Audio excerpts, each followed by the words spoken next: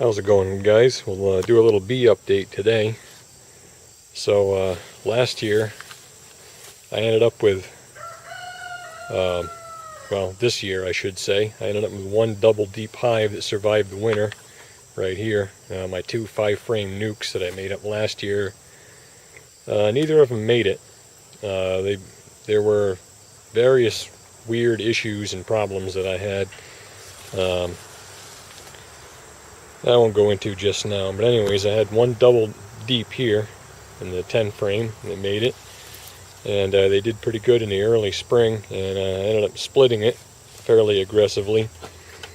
Took the queen out on May 28th and put her in a nuke, and they raised a bunch of queen cells, and I made a further additional 5 nukes out of that, including what's now in this 10 frame box, which I've just recently put a medium super on. They're probably just kind of starting into that. Of the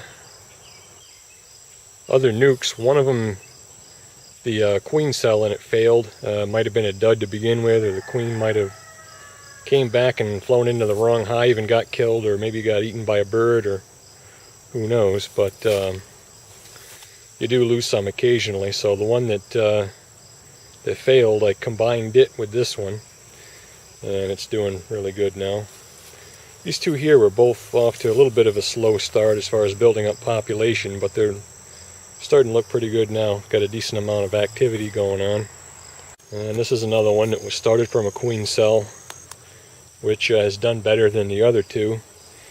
And this is the one that I started with the original queen, which was a I started as a little 3-frame nuke, and it was a new queen from last year too. Both of the original queens that I had in my 2 nucleus colonies that I bought, both of the queens in them ended up disappearing somehow. Never could exactly figure out why. So all of the queens that I went into last winter with were ones that I raised myself, including the one that's in here, and she's still laying like a good young queen, and she filled that bottom box up way faster than I would have expected. I actually took a couple of frames of brood out of it and put one in this hive and one in another hive over here, and she filled it back up again, and I put another 7-frame box on top. That's the one that the hive that the queen cell failed originally was in, but when I combined them, I put the empty box on there and thought maybe they'd you know, be able to fill it up by fall, and I think they're probably got that thing about filled up already. And I'm going to open this one up today and take a look at it, because I think it might be ready for a super. Last time they actually had capped brood up in there. The queen was actually so desperate for space to lay that she went up into the top box and laid eggs in there. She went over about a 4 or so inch wide area of honey and laid up above that, which is something that I've never heard of before.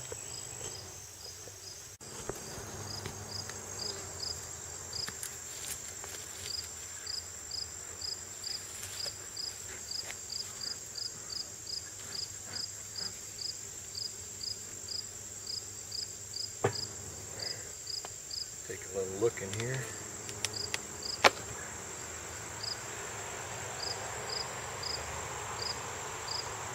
Lots of bees in the cover and on top.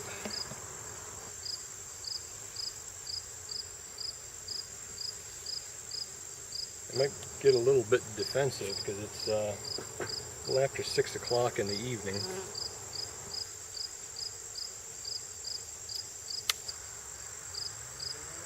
I can see a few empty frames in there, a couple empty frames, so they're not ready for a super yet.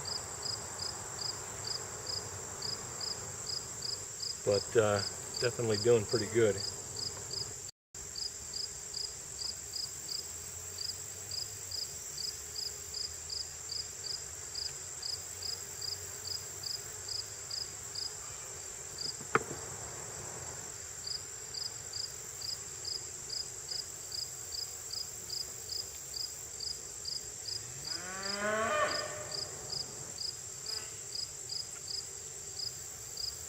still have some brood above honey. It's capped brood up here. There was more of it, but the brood is hatching out, and they're probably backfilling it with honey as it hatches out and evening things out. Getting the brood below the honey where it's supposed to be.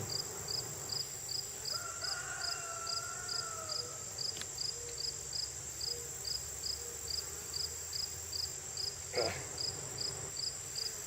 need my frame lifter because of the burr comb in there between the two boxes.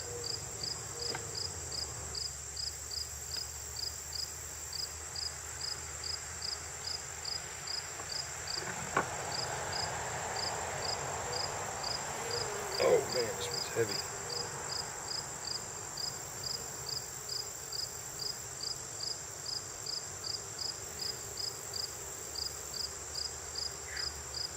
Nice looking slab of honey on this side.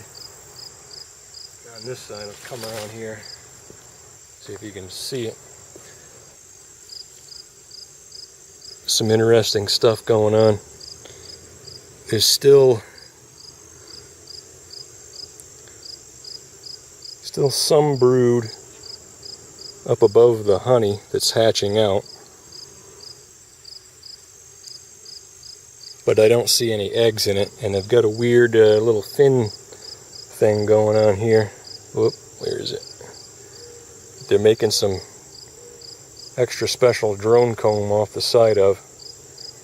They've started making those odd sideways things a little bit, and I've scraped them off a few times, but they keep rebuilding them, so I guess I'll just let them rip.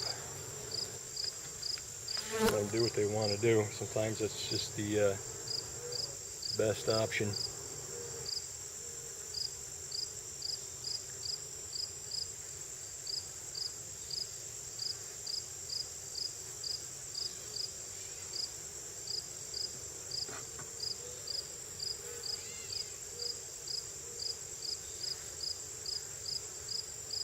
Goldenrod's been blooming for about a week, and if that keeps up, I wouldn't be surprised if they do fill this box up and still need a super.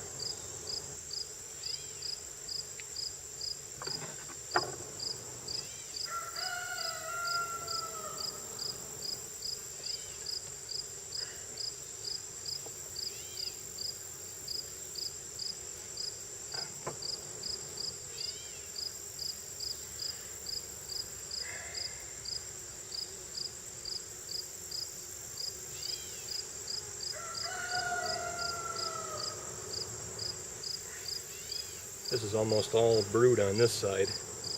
The other side, I can't really turn it around for you from here, but the other side is all capped honey. And this side is all brood.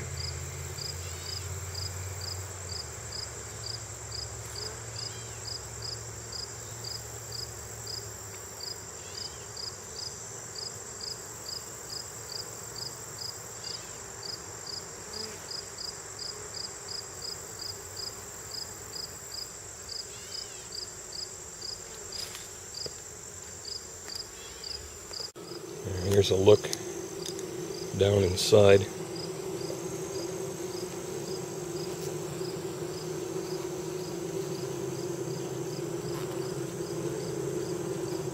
These are actually still quite docile.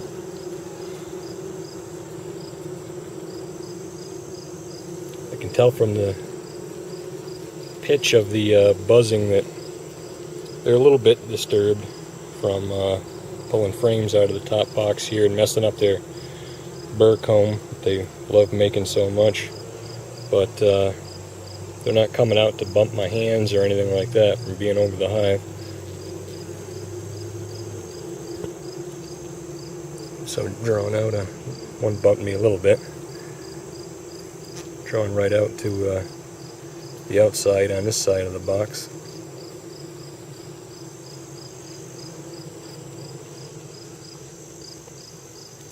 This hive is all small cell too. These are all these plastic Man Lake PF 100 small cell frames. These have actually done really well, and I think that's part of the reason why this hive is doing so well in general.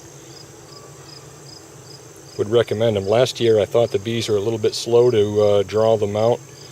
I think that was mostly just due to me being a little bit impatient, and also once you get a a generation of bees that have been raised in this stuff, they're a little more willing to draw it out faster, but they don't really have any problems with it. I'll take a look in this one as well, just to see how they're coming along with their super. Here's the third frame in, and they're starting to put some nectar in there. You can probably see some dripping out, and they've got some real special stuff going on this one in between frames. I suppose they have some reason for doing it that way.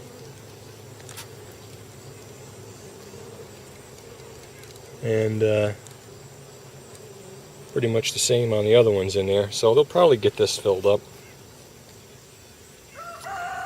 They actually don't. I've found this is why I started making 7-frame boxes. They don't build up in a 10-frame hive as fast as they will in a smaller hive, which is to say they will build up 7 frames in a 7-frame box faster than they will build up 7 frames in a 10-frame box, because the extra space, for some reason, they don't like it. The common thing that you will read is that they get demoralized from too much space, which is kind of a anthropomorphic way of explaining it. I don't think that's really what's going on, that they see that big empty space and they get exasperated because they know it's such a huge amount of work. I think it probably has more to do with maintaining the temperature of the hive and maybe some other factors, but they build up faster in smaller hives. There's a lot of guys out there like the Fat Bee Man on YouTube and other guys that swear by making big tall stacks of 5-frame nuke boxes and raising them in those. And I figured the 7-frame box, which is an idea I got from a guy on YouTube by the name of Ralph Jones III. He has a long video explaining his reasonings for that, based on a lot of kind of complicated bee math. But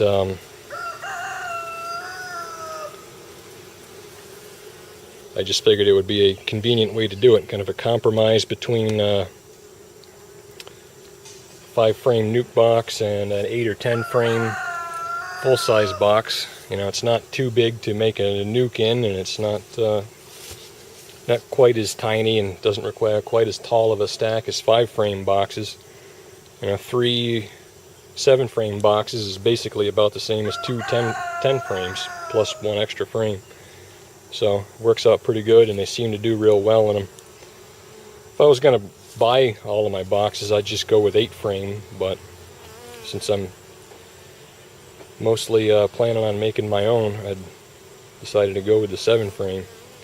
Also, another reason that Ralph Jones there came up with is the winter cluster of honeybees seems to very consistently be about 7 frames, regardless of what size box they're in, whether they're an 8-frame or 10-frame. They're typically covering 7 frames in the winter cluster. So if you use 7-frame boxes, that's less space for them to heat. So anyways, that's a little update on the bees. Thanks for watching.